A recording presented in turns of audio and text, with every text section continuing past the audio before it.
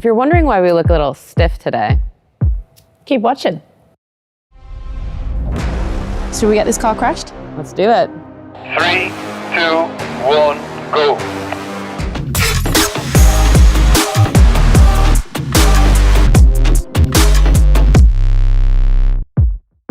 As much as the automotive industry has changed over the past decades, one thing has remained the same.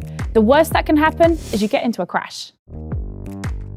As you can see here, when it comes to crash testing, Mercedes-Benz does not do things by half measures, except maybe for this.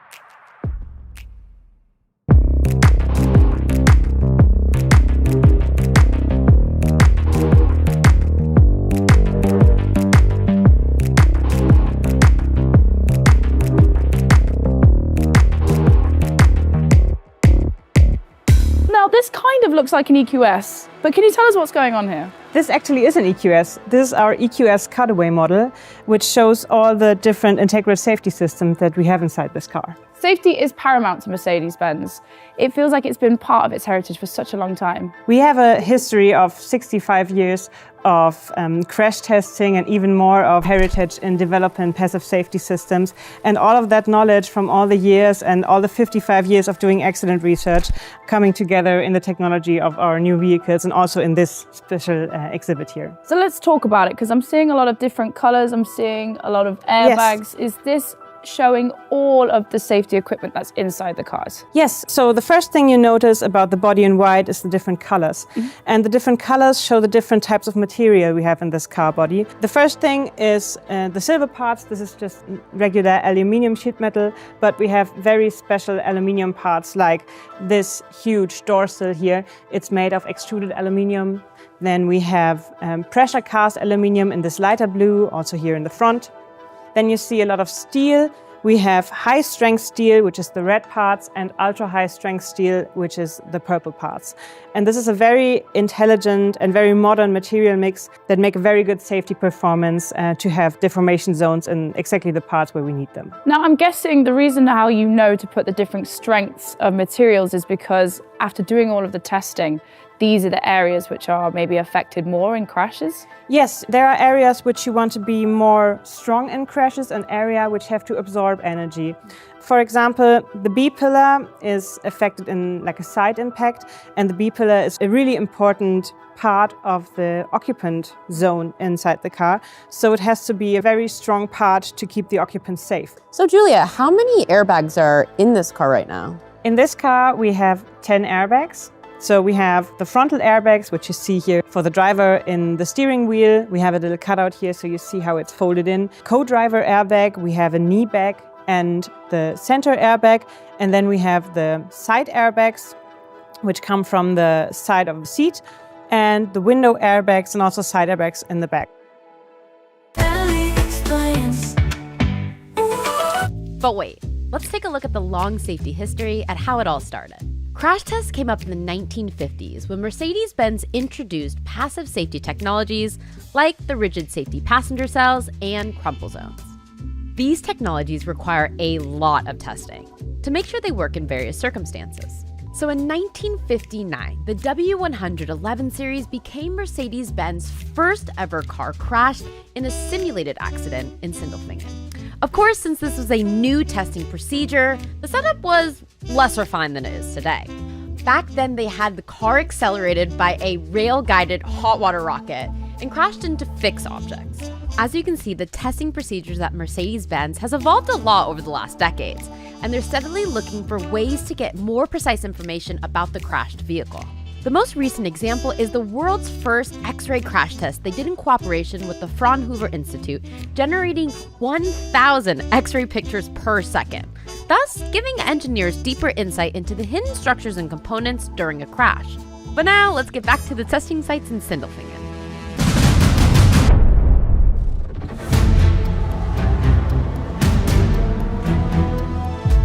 Hi, Marcel. Hi, so there it is, our crash car.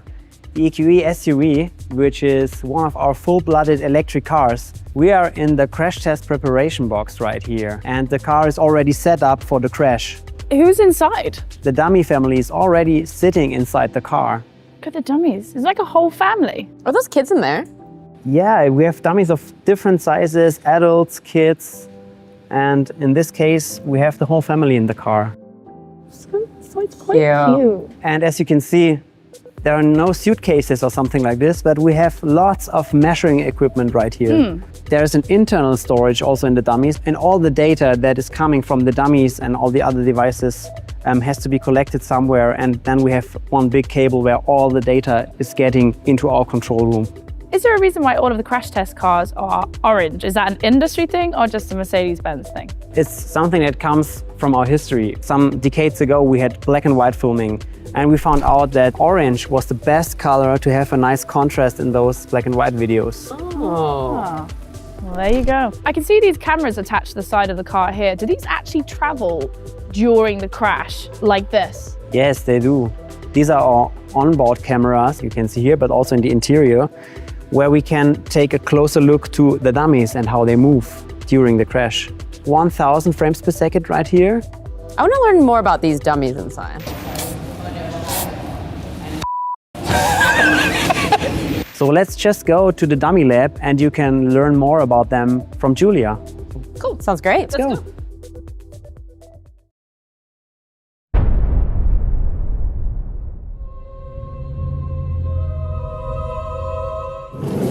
Come in, guys. Wow, you weren't joking when you said it was a family.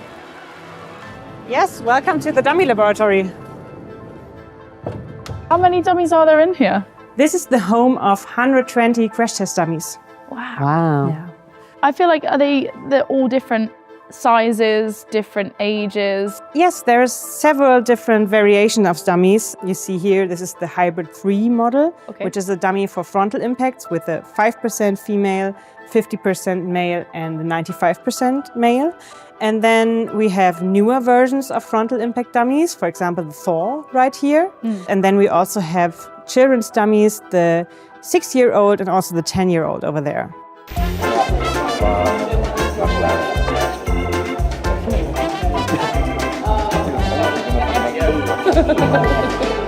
I feel like calling them a dummy is almost not doing them justice. There's so much more to them. I'm looking here and you can see all the data collecting electronics. They've got like a metal rib cage.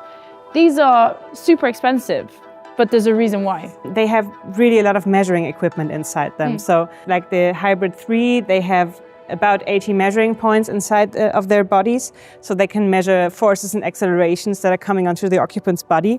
And the newer one, the Thor, has up to 150 measuring points. You mentioned 5%, 50% and 95%. Can you just break that down for us really quick? Let's start with the 5% female. This is the female dummy that we use, and we've been using female dummies for over 20 years now. And the size of the dummy actually means that only 5% of the female population is smaller and lighter than this dummy. Then we have the 50% male, which is here in the middle. 50% of the males in the population are larger and also heavier, and 50% are lighter and smaller. And the 95% male represents the larger part of the population. What's the importance of them wearing clothes? Because I would imagine you could just have the dummies without clothes. Why do you guys clothe them? Can't have them naked. And there are several requirements for the dummies, and one requirement is what they're wearing, and of course the shoes. You see, they have some of them have shoes on, and also the shoes are painted so we can better see what happens to the feet during the impact. Yeah, this one probably needs a new shoe. I think we can make that work. There's a lot of electronics in these dummies. Do you guys have to maintain all that equipment? Yes, therefore we have this dummy laboratory so that we can change parts out, we can change sensors, and we also have to test the dummies every couple of crash tests to make sure that they are still measuring the right forces and accelerations. Sounds great. Shall we see it? Yeah, let's go and see it. Let's go.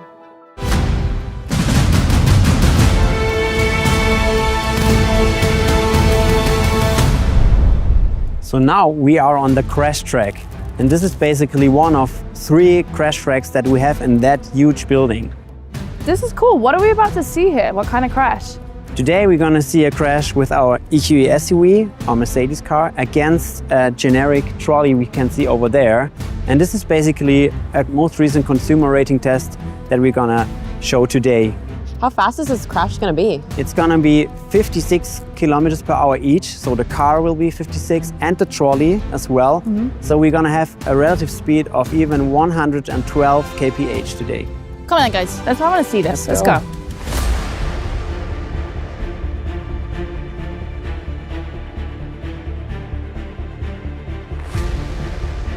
All right, we're in position. We're in a really good vantage point where we can see everything. Should we get this car crashed? Let's do it. Let's go.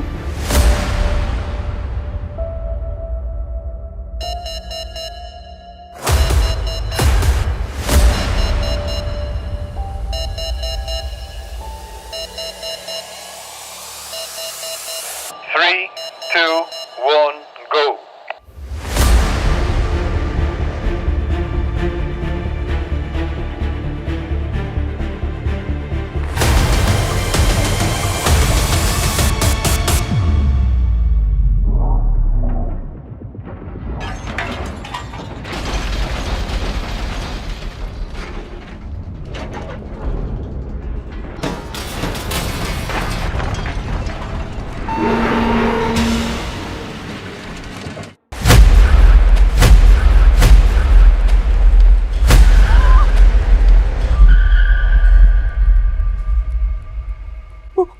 Wait, are they okay? Should we go down there and check it out? Yeah, let's go see.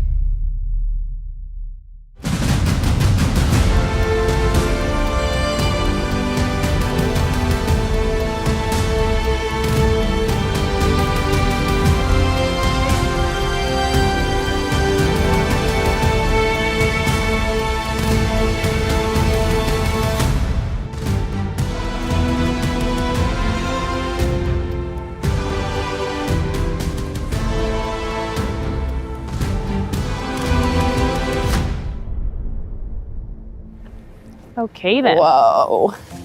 First things first, how are the passengers? How are the kids? Yeah, let's take a look. Well, I think the kids are quite okay. Ah. Looks good. Everybody's fine. It's actually very impressive. I always can't believe like how bad it looks, but Actually, everything is fine inside the car. It seems like the more deformation there is, the safer it is for the people inside. We can see the activated crumple zone here in this case, and we see that so much material was deformed to absorb energy, which is part of the safety system. The doors are still okay, and I would like to invite you to try to open the door. Oh yeah. That's impressive. Oh, you can see on the airbag where the paint has gone on there as well. Yeah, exactly. We use the paint to see if the interaction between the airbags and the occupants is working well. One of the things I noticed about when the car crashed is immediately after there was a certain smell. What Yeah. was that? Yeah, very well observed. That was just the gas from the airbag deployment. The windows are lowered to get some fresh air into the interior and to give the chance to the gases to go out of the car. Considering that it was like over 100 kph impact speed, the car's not in bad shape. It looks pretty bad up front, but everybody inside seems to be in good nick. Yes. So after crashes like these, how do you clean this all up? Actually, that's part of the job of our visitors, so I think it's up to you. Ah. Let me get back to you on that.